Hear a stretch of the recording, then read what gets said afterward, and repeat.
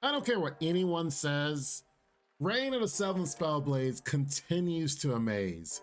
I mean, I keep saying this after each and every episode, but lo and behold, we have another good one on our hands, and which made sense because the last one ended so abruptly, but it's finally we got the conclusion we wanted to in this fight. And here we are, the biggest surprise of the episode. Michela is half human, half elf, which is honestly, thank you. I was hoping that there was something up with this girl. I wanted something to be up with this girl because the fact of the matter is she has been touted as someone who was strong, maybe not to Oliver's level, but whenever there was a group thing, it was always like Oliver and Nanao and her just kind of conferring, or even she and Oliver just conferring with each other like, ooh, what should we do? Oh, this is what we should do. So she had some, you could tell that she was powerful, but you didn't understand how and why.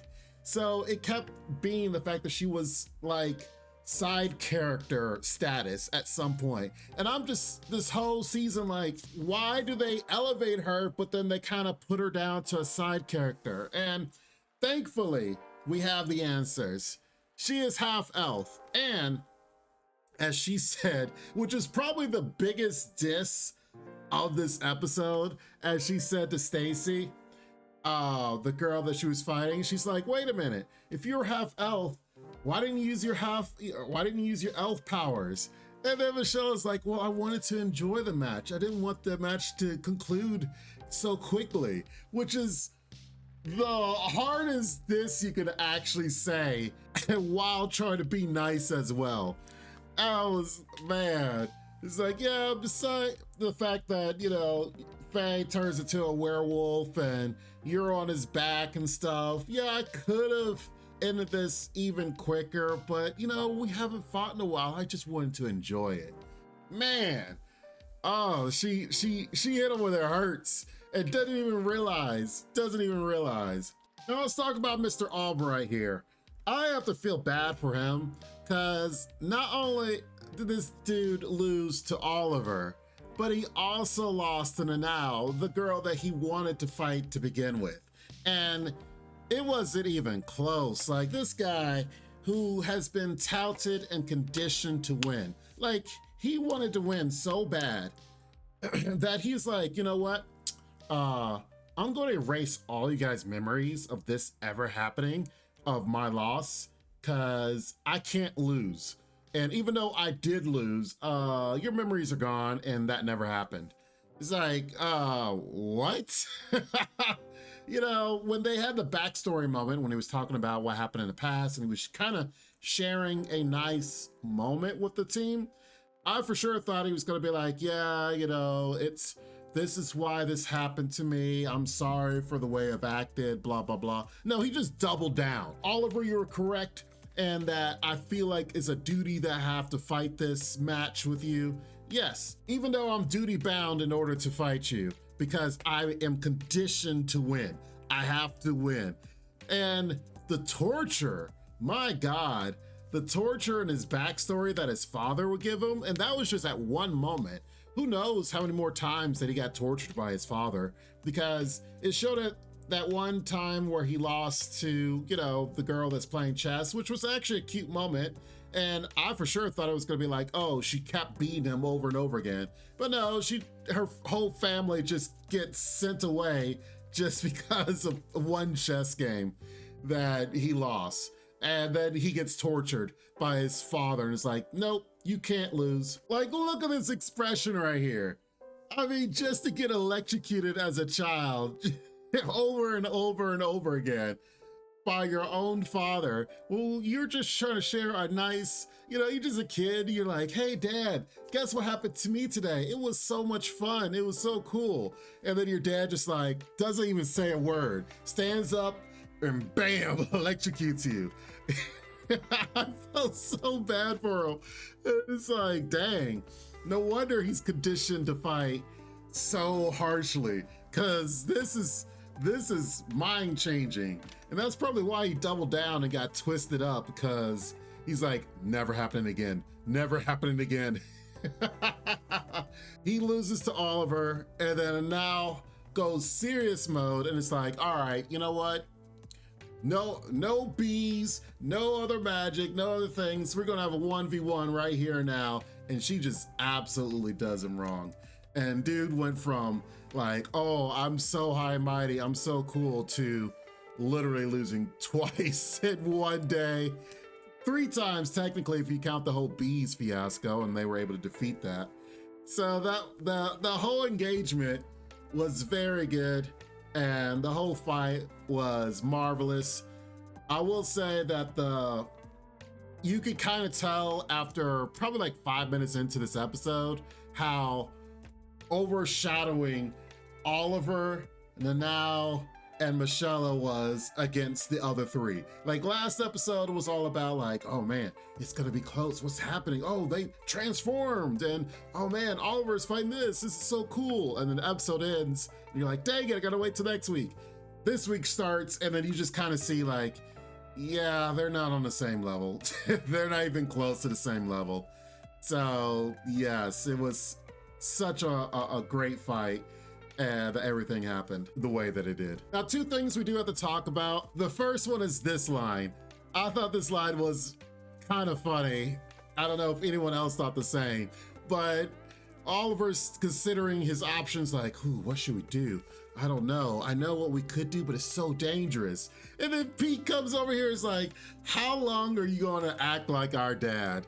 Which was just such a very nice line and hilarious to me, because this whole season, if you look at the first episode, the first 2 episodes, I will say, how everyone's trying to introduce themselves, meet each other, and you're trying to learn the dynamics of the team.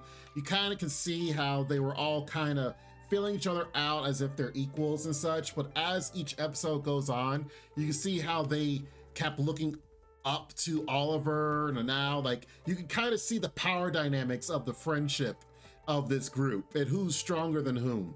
And then it just comes to this point. It's like, you guys been looking up to Oliver for ideas and what should we do? How should we do this? And then now when he's actually has some concern, you're like, screw that noise. Stop acting like our dad, okay? It's like, what have you been doing this whole time? You've been looking up to him, and now how you gonna say it's a problem? But I feel this is such a powerful and funny line. And of course, you know, just Oliver worried about them. But yeah, Oliver's like, you know what? Yeah, you're just my friends. I'm just trying to look out for you, but screw that noise. All right, let's do this dangerous thing. It was just so hilarious. And of course, I can't leave off the fact of what happened at the end of the episode. Tentacle monsters coming out of the blue. And you're like, what in the world's happening? It's like we were having this nice duel, and then all of a sudden, tentacle monsters. That is basically a stretch from one perspective to another. Everyone's fighting, and then we're getting to something else right about now. And of course, makes sense when you learn who is the one behind the tentacle monsters. For those that don't know, it's old girl right here, who at one point seemed like she might actually turn a new leaf and be some type of a friend to our team.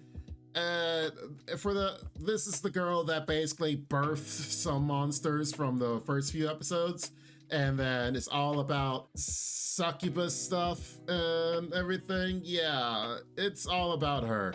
And they're saying that she's being fell to the magic, but she's doing something, like she's trying to power herself up. It's unclear exactly, but she needs to harness the power of people.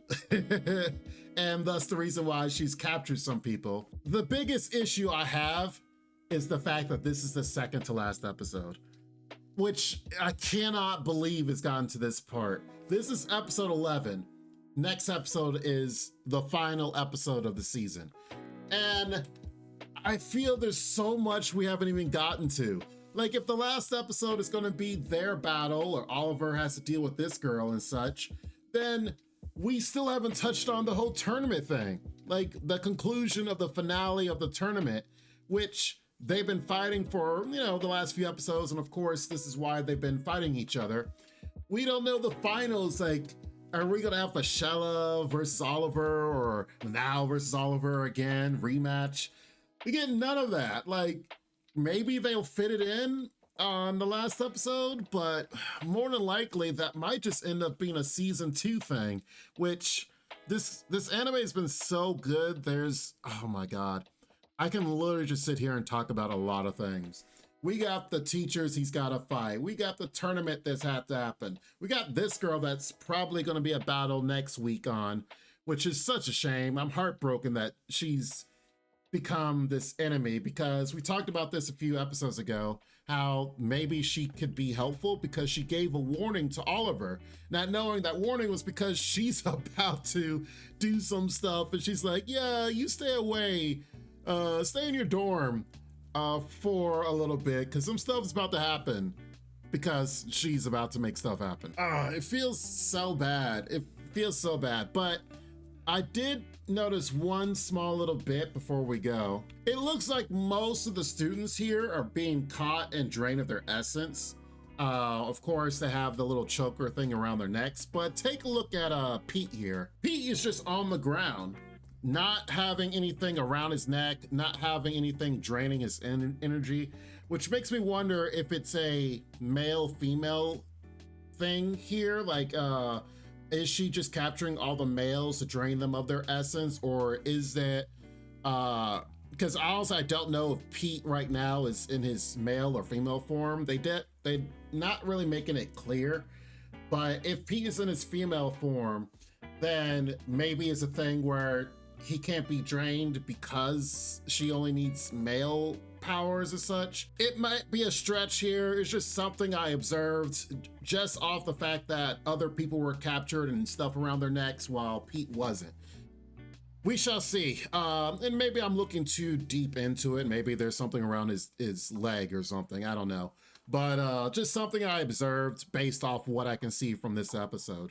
And we'll know more on the final episode next week, which pains me and it hurts me to my core that we've gotten to this point. We need an announcement of season 2 at some point, because I really want to watch it. I really want to see it. And even if there is a season 2, it needs to come soon. It needs to like literally be in a few months, kind of like Spy Classroom, where season 1 ended and season 2 opened up like a couple of months later. This is what needs to happen right now. We'll see how it goes. But regardless of that fact, if there is a season 2, we'll definitely be sure to cover it. And we'll be here, Lord willing, for the last episode next week for this season. In the meantime, I hope you guys enjoy the analysis, and make sure you guys are liking the video, and make sure you guys are subscribed, because a lot of you guys are not. But I definitely would love to see you around for more on this anime and several others in the future. Make sure you guys tune it here first. Be safe, take care, and Lord willing, I'll see you next time. Bye-bye for now. Make sure to check out the extra content on our Patreon page, and thanks to our current patrons. This ain't what you want, bitch, I'm a fucking phenomenon.